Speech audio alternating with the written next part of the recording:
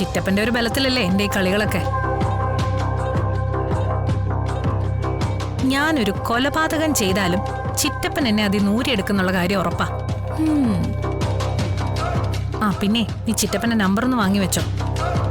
പോലീസുമായി എന്നും പ്രശ്നമല്ലേ നിനക്ക്, ഉപകരിക്കും. നീ എന്തു പറഞ്ഞാലും സാധിച്ചു തരുമോ ചിറ്റപ്പൻ? പിന്നല്ലാതെ നിനക്കെന്ത് സംശയം? എനിക്ക് കുറച്ചു നാളെ ഒരു ആഗ്രഹം, ചെറിയൊരാഗ്രഹം. എന്താ നീ പറ. നിന്റെ ചിറ്റപ്പന്റെ തലയിലിരിക്കുന്ന ആ കമ്മീഷണർ തൊപ്പിയില്ലേ, അതൊന്ന് തലയിൽ വെക്കണോന്ന്. ആ, എന്റെ ചിറ്റപ്പന്റെ തലയിലെ തൊപ്പിയോ? എന്ന് പറഞ്ഞ ഏതെങ്കിലും കമ്മീഷണറുടെ തലയിലെ തൊപ്പി. സിനിമയിലെ പോലീസ് കഥാപാത്രങ്ങളെ കണ്ട് തോന്നിയൊരാഗ്രഹമാണ്. അതിനെന്താ, നിന്റെ ആഗ്രഹം ഇപ്പൊ സാധിച്ചു തരാം. ചിറ്റപ്പ, ആ തൊപ്പി തന്നെ താ ചിറ്റപ്പ. ഓ, എന്തായി കാണിക്കുന്നത്? ചിറ്റപ്പനൊന്ന് അടങ്ങിയിരുന്നേ. ഇതേ ഞാൻ വെച്ചുതരാം. മോളെ, ഇത് ഇവിടെ ഇരിക്കട്ടെ.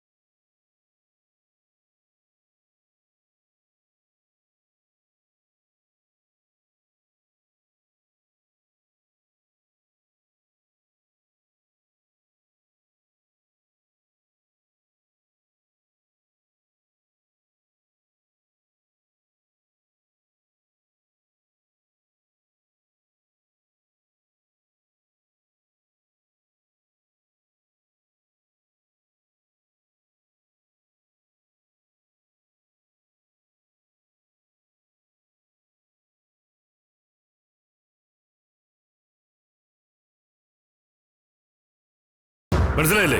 താന്റെ സബോർഡിനേറ്റാ, വെറും ഒരു സബ് ഇൻസ്പെക്ടർ. അതൊന്നും ഇവിടെ നോക്കണ്ടെന്ന് പറഞ്ഞു സാർ. ആരോട് പറഞ്ഞെങ്ങനെ? കമ്മീഷണർ.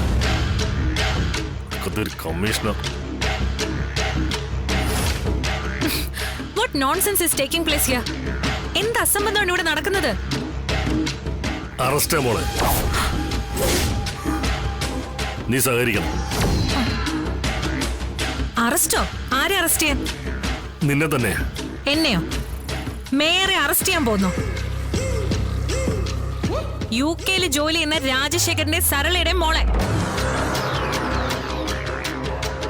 ചിറ്റപ്പ, നിങ്ങളൊക്കെ ACP ആയിരുന്നിട്ട് എന്ത് കോപ്പ ഇവിടെ നടക്കുന്നേ? മോളെ, വേറെ നിവൃത്തിയില്ല. നിയമപ്രകാരം നിയമവും മാങ്ങത്തൊലി മാത്രം വെച്ചോണ്ടാണോ ചിറ്റപ്പ ഇവിടെ ഓരോ കാര്യങ്ങൾ നടക്കുന്നേ? ആട്ടെ, എന്താ കേസ്? ആരാ പരാതിക്കാരൻ? ദേ, വഴിവക്കിൽ ചപ്പോ ചവറോ കിടന്നു എന്നുള്ള ഏതെങ്കിലും പൊതു താല്പര്യ ഹർജിയാണെങ്കിൽ എന്റെ വിധം മാറും. ഒരു പബ്ലിക് സർവന്റിന്റെ ലൈഫിൽ അത് പതിവാ. ഇത് ചപ്പും ചവറും മാലിന്യ പ്രശ്നമൊന്നും അല്ലടി. പിന്നെ അമിത് ഗ്രൂപ്പ് എന്ന കോർപ്പറേറ്റ് കമ്പനിയാ പരാതിക്കാരൻ. ചൈന കോളനി ഒഴിപ്പിക്കാന്ന് പറഞ്ഞ് 10 കോടി രൂപ കോഴ വാങ്ങിച്ച് കബളിപ്പിച്ച് മുങ്ങിയെന്ന്. അതിപ്പോ ചിറ്റപ്പനും കൂടി.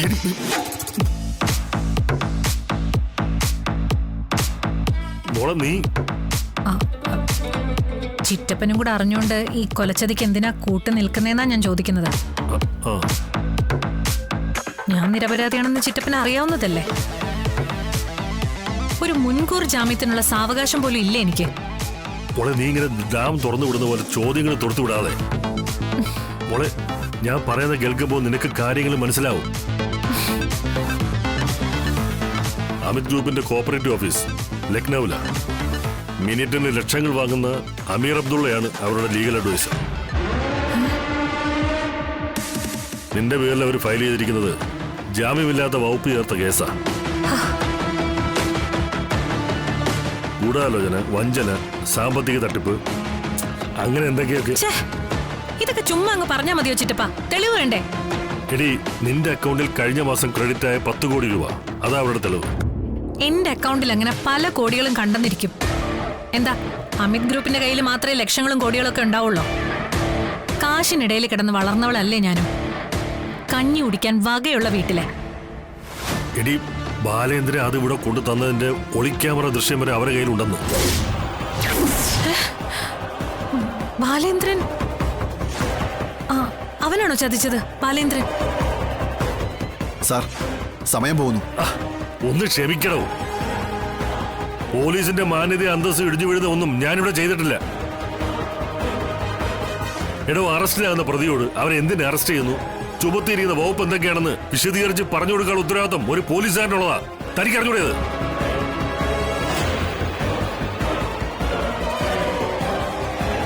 ഞാൻ എവിടെ പറഞ്ഞു നിർത്തേ? ബാലേന്ദ്രൻ ആ, ബാലേന്ദ്രനാണെന്ന് എനിക്ക് തോന്നുന്നില്ല. കാരണം ഈ തെളിവൊക്കെ അവരുടെ കയ്യിൽ കിട്ടിയിട്ട് കുറെ കാലമായി മോളെ. അപ്പോഴേക്കും കമ്പനിക്കാരുടെ പിടിയിൽ രക്ഷപ്പെടാൻ വേണ്ടി മൂട്ടി തീയും പിടിച്ചു ഓടുകയാണ്. അതിനിടയില കമ്പനിക്കാരുടെ കയ്യിൽ ഈ നിർണായകമായ തെളിവ് കിട്ടുന്നത്. ബാലേന്ദ്രന് കമ്പനിക്കാർ പണം കൊടുത്തതിന് ഓൺലൈനിൽ തെളിവുണ്ട്. അതിനപ്പോ ബാലേന്ദ്രൻ നിനക്ക് പണം കൈമാറുന്നതിന്റെ വീഡിയോയും ബാങ്കിങ് ഡീറ്റെയിൽസും. ചൈന കോളനിയിലെ ഭൂമി ഒഴിപ്പിക്കാൻ വേണ്ടി നീ നൽകിയ അനധികൃത ഫോൺ കോൾ നിർദ്ദേശമടക്കം കാടും പടലോ അടപ്പിച്ച പണി. അല്ല, അതിപ്പാരാ?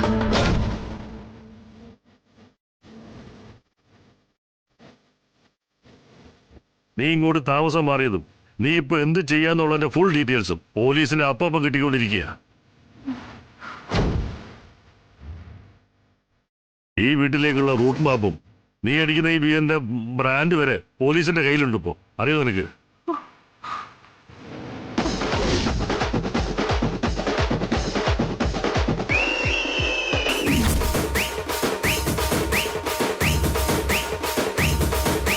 ₹10 കോടി പോയിട്ട് 10ന്റെ പൈസ തരില്ല.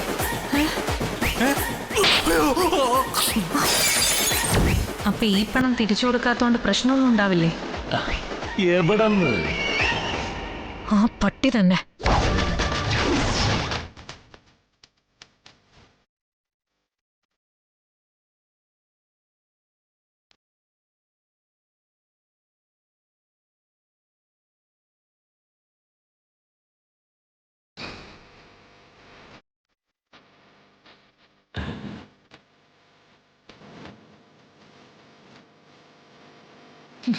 എടാ അല്ലടാ, ഇന്ന് ഞാൻ നിന്നെ കൊല്ലടാ. കാലമായി തുടങ്ങിട്ട് എന്റെ ചെലവിൽ അവന്റെ ഒരു രാജമാണിക്യം കളി ഇന്ന് തീർത്ത് തരാൻ നിന്നെ ഞാൻ. പിടിച്ച് മാറ്റവരെ. മാഡം പ്ലീസ് എനിക്ക് ഇവനെ കൊല്ല. മാഡം എന്റെ ചോറുണ്ടിട്ട് എനിക്ക് തന്നെ പണിയുന്നോടാ.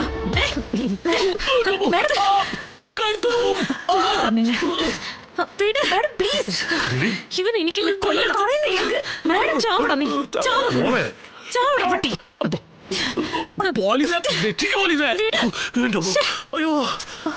മേലെ മേലാണോടി കൈവെക്കുന്നേ?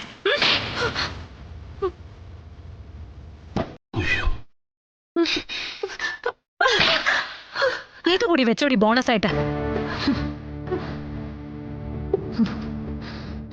ഇനി കളി കൊഴുക്കും. സാറിത് കണ്ടോണ്ട് നിൽക്കുവാണോ? ഞാൻ എന്ത് ചെയ്യണോ നാസേ? ഒരു ബന്ധവും വെച്ചോണ്ട് പോലീസിന്റെ മാന്യതയ്ക്ക് കളങ്കം ഉണ്ടാവുന്ന ഒന്നും സംഭവിക്കരുതെന്നാ കമ്മീഷണർ പറഞ്ഞിരിക്കുന്നത്.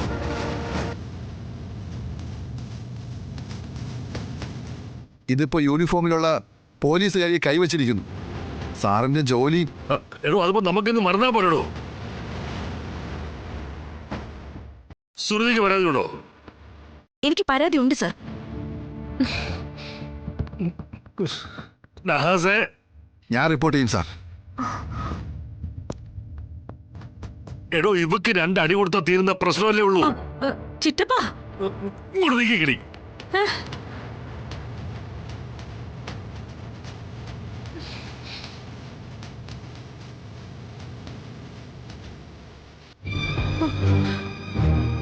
ഇനി നീ ഒന്ന് അഡ്ജസ്റ്റ് ചെയ്ത് നിന്നാ മതി.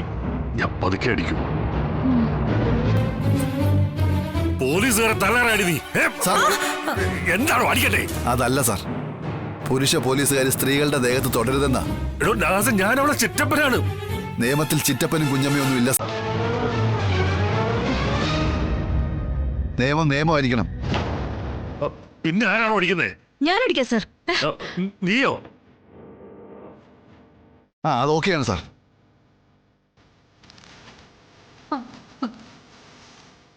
എന്നാലും വെറും ഒരു പോലീസുകാർ മേഘരൊക്കെ അടിക്കാന്ന് അടിക്ക് അങ്ങനെയൊന്നും ഇല്ല സാർ. ആരടിച്ചാലും വേദനിച്ചാ പോരെ. എന്നാലും ഡേയ്,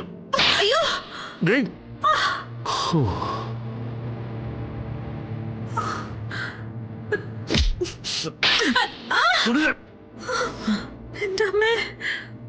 താങ്ക് യു സർ. ചിറ്റപ്പ ഇതിന് ഒരു കുഴപ്പമില്ലേ? ഇവളെന്റെ കരണം അടിച്ചു പൊളിച്ചത്. ഈ വൃത്തിയായിട്ട് തേർഡ് റേറ്റ്. സാർ, സുനിത ഇപ്പോഴും യൂണിഫോമിലാണ്. അതിനിപ്പോ എന്താണോ? പോലീസിന്റെ മാന്യത കമ്മീഷണർ അറിഞ്ഞാ സാറിന്റെ ജോലി. പോലീസിന്റെ കോപ്പ് തന്നു മിണ്ടായിരിക്കടോ. മിണ്ടരുത് നീ. പോലീസിനെ കുറിച്ച് നീ വാക്ക് പറഞ്ഞ ഞാനായിരിക്കും നിന്റെ പല്ലടിച്ച് താഴെ ഇടുന്നത്. ചിറ്റപ്പ. ചിറ്റപ്പൻ വിലം കിട്ടി കൊളയെ കൂട്ടിയോ? ചിറ്റപ്പ എന്താ ഇത്? ചിറ്റപ്പ എന്താ ഇത്? അടങ്ങി നിൽക്കണം. ചിറ്റപ്പ വിളിച്ചു പോണു നീ എന്നെ അങ്ങനെ. ഇനി മര്യാദക്കായിരുന്നെങ്കിൽ കുഴപ്പമൊന്നും ഉണ്ടാവില്ലായിരുന്നല്ലോ.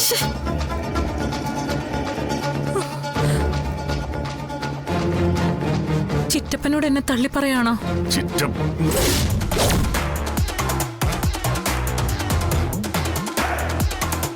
നടക്കോട്ട് പിടിച്ചോണ്ട് വേണോ? ആയിക്കോട്ടെ.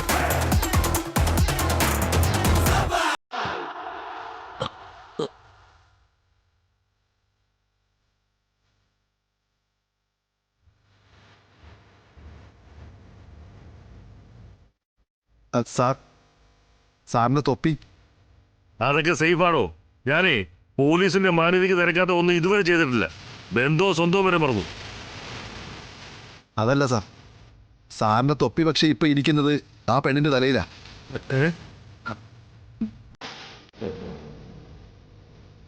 അയ്യോ എന്റെ പൊന്നു മോളെ, ചതിക്കല്ലേ. ആ തൊപ്പി തന്നേക്ക്. വാങ്ങിക്കണോ?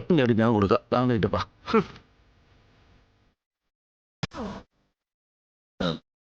പോലീസാണേ, എനിക്ക് എൻ്റെ ഭാര്യയെടുത്ത് അവസാനമായിട്ടൊന്ന് സംസാരിക്കാൻ പറ്റുമോ? ഒറ്റ തവണ.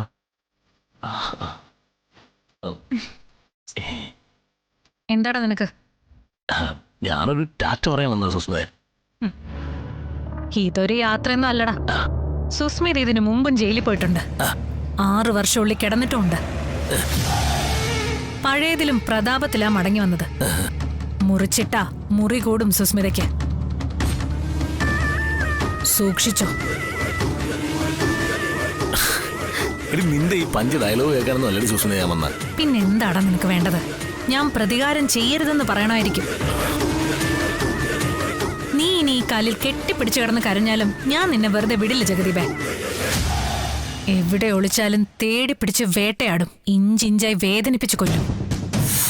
അത് നീ എന്താന്ന് വെച്ചാ ചെയ്യ്. ഇപ്പൊ ഞാൻ ഒരു കാര്യത്തിന് പെർമിഷൻ ചോദിക്കാൻ വന്നതാ. ചോദിച്ച് തൊലക്കടാ പട്ടി.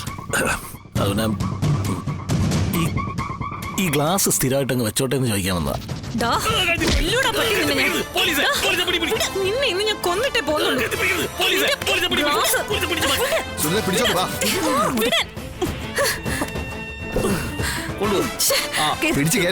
നിനക്കിട്ട് വെച്ചിട്ടുണ്ടോ?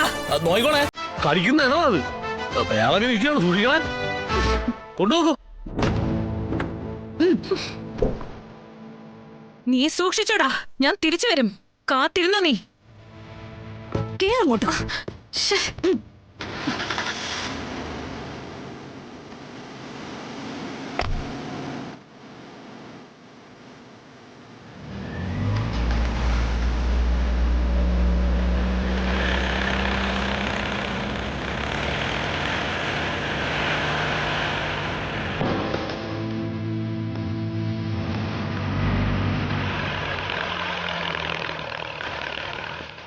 ഹലോ, എന്താ നോക്കിയിരിക്കുന്ന? പെട്ടെന്ന് ചെല്ല്. ഇനി നീയായിട്ട് കുറെ ജീവിതങ്ങൾ തീർക്കാനുള്ളതല്ലേ. നിനക്ക് പോവാനുള്ള വണ്ടി ഞാൻ തന്നെ വിളിച്ചു തരേണ്ടി വരുമെന്നാ തോന്നുന്നു.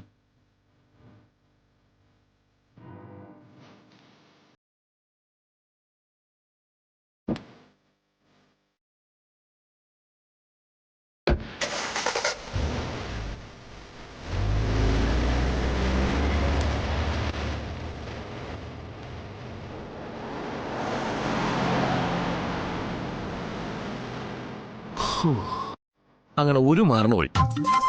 ഇനി അടുത്തതിനെ കൊണ്ട് എന്തൊക്കെ ദുരന്തങ്ങളാണോ ഉണ്ടാവാൻ പോകുന്നത്.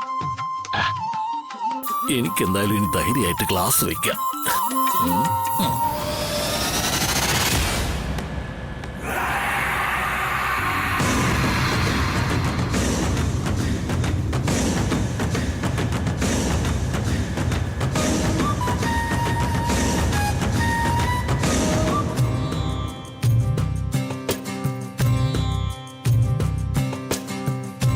രാഘവൻ നായർ ഒന്നാം തരം തറവാടിയെ കുറിപ്പ് സാറേ. അയാൾ ഈ വീട്ടിൽ വന്നല്ലേ ശാലിനിയെ വിളിച്ചത്. അയാളുടെ ഭാഗത്തു നിന്ന് ചെയ്യാവുന്നതല്ല അയാൾ ചെയ്തു. പരസഹായമില്ലാതെ നടക്കാൻ ബുദ്ധിമുട്ടുന്ന ഒരാൾ ഇതിൽ കൂടുതൽ എന്താ ചെയ്യേണ്ടത്? സ്വന്തം ജീവൻ വരെ എടുക്കാൻ നോക്കി. പക്ഷേ ഒന്നുകൊണ്ടും സത്യഭാമയെ ഇളക്കാൻ പറ്റിയില്ല. അവര് ഒരു മനുഷ്യ സ്ത്രീ തന്നെയാണോന്നാ ഇപ്പൊ എന്റെ സംശയം.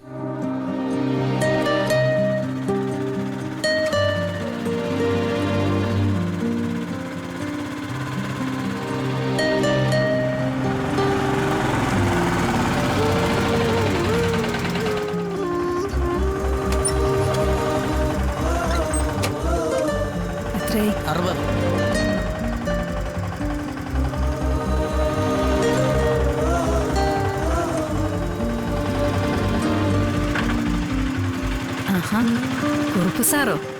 ഒരുപാട് നാളായാലും ഇങ്ങോട്ടൊക്കെ കണ്ടിട്ട്. വരാൻ പ്രത്യേകിച്ച് വിശേഷമൊന്നും ഉണ്ടായില്ല ശാരദാമ്മേ. സാറിനെന്താ ഒരു മനപ്രയാസം പോലെ? ചന്ദ്രമതിക്ക് എന്തെങ്കിലും? അതങ്ങനെ വന്നും പോയി നിൽക്കും ശാരദാമ്മേ. ഒക്കെ ശീലമായി. അതൊന്നും ഇപ്പൊ മനപ്രയാസം ഉണ്ടാക്കാറില്ല. ശാരദാമ്മയ്ക്ക് അറിയാലോ ഞങ്ങൾക്ക് മക്കളൊന്നും ഇല്ലാന്ന്. ഞങ്ങളുടെ ശിഷ്യഗണങ്ങൾ തന്നെയാ ഞങ്ങളുടെ മക്കള്. അതിപ്പോ ജില്ലാ കളക്ടർ ആയാലും തളപ്പെട്ട് തെങ്ങേ കയറുന്നവരായാലും. ശാരദാമ്മേ, ഇപ്പോഴത്തെ ശാലിനിയേക്കാൾ എനിക്ക് ഓർമ്മയിൽ നിൽക്കുന്നത് ഒരു 10-25 വർഷം മുമ്പുള്ള ശാലിനിയെ. ശാരദാമ്മയുടെ കൈവിരൽ തുമ്പിൽ തൂങ്ങി നിന്ന ആ 5 വയസ്സുകാരിയെ. അവൾക്കൊന്ന് കണ്ണ് തെളിയിച്ചു കൊടുക്കണമെന്നേ ശാരദാമ്മ എന്നോട് ആവശ്യപ്പെട്ടുള്ളൂ. ഒരു ഗുരുനാഥൻ എന്ന നിലയിൽ ഞാൻ എല്ലാ സഹായവും ഒക്കെ ചെയ്തു കൊടുത്തിട്ടുണ്ട്. ശാരദാമ്മയ്ക്ക് ജീവനോപാധിയായിട്ട് ഇവിടെ ഒരു ഹോട്ടൽ കെട്ടാനും സഹായിച്ചു. രണ്ടും പിഴച്ചില്ല. കുടുംബശ്രീ വളർന്നതുപോലെ തന്നെ ശാലിനിയും നന്നായി. അവളെ മുറ്റത്ത് ജില്ലാ കളക്ടറുടെ ബോർഡ് വെച്ച വണ്ടിയിൽ വന്നിറങ്ങിയപ്പോ ഒരച്ഛനെ പോലെ ഞാനും സന്തോഷിച്ചു. പക്ഷേ അവൾ ജീവിതത്തിൽ തോറ്റുപോയ കാര്യം ഇപ്പോഴാണല്ലോ ശാരദാമ്മ ഞാൻ അറിയുന്നത്. സാറേ, ഒരു ഗുരുനാഥൻ എന്ന നിലയിൽ ഞാനല്ലേ ശാരദാമ്മയെ തോറ്റത്? അയ്യോ, അങ്ങനെ എല്ലാം അവളെ പഠിപ്പിച്ചപ്പോഴും ജീവിതം അവളെ പഠിപ്പിക്കാൻ മറന്നുപോയി. നീ പോയിട്ട് എന്തായി ശാരദേ? അവളെ കണ്ടോ? കളക്ടറേറ്റിൽ അവള് വന്നിരുന്നു. എന്നിട്ട് അവനും അവിടെ അന്വേഷിച്ചു വന്നു. വിഷ്ണു എന്നിട്ട് സംസാരിച്ചു പിരിഞ്ഞു. അത്രയും മതിയോ? ഗോപാലേട്ടാ, സത്യമാ. ശാരദേ, കുറുപ്പ് സാറ് വന്നിട്ട് കുറെ നേരമായി. ഒരു ഗ്ലാസ് ചായ കൊടുത്തിട്ടില്ല. നീ അകത്ത് പോയി എന്തെങ്കിലും എടുക്ക്. എനിക്കിപ്പോ ഒന്നും വേണമെന്നില്ല ഗോപാലകൃഷ്ണ. ശാരദ അകത്തേക്ക് ചെല്ല്.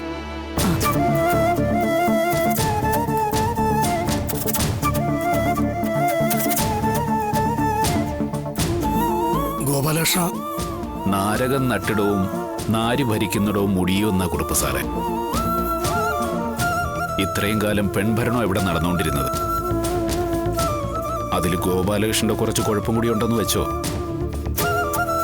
ചില കുറ്റബോധങ്ങൾ കാരണം ആരുടെയും കാര്യങ്ങളിൽ ഇടപെടാതെ മാറി നിന്നു. അതുകൊണ്ട് തകർന്ന് തരിപ്പണമായി പോയത് എൻ്റെ മോളുടെ ജീവിതമാണ്.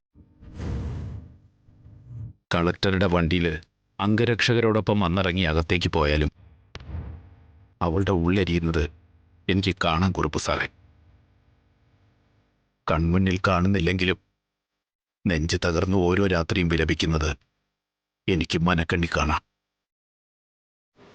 ഒരമ്മയേക്കാൾ മകളെ മനസ്സിലാക്കുന്നത് അവളുടെ അച്ഛൻ തന്നെയാ സാറേ.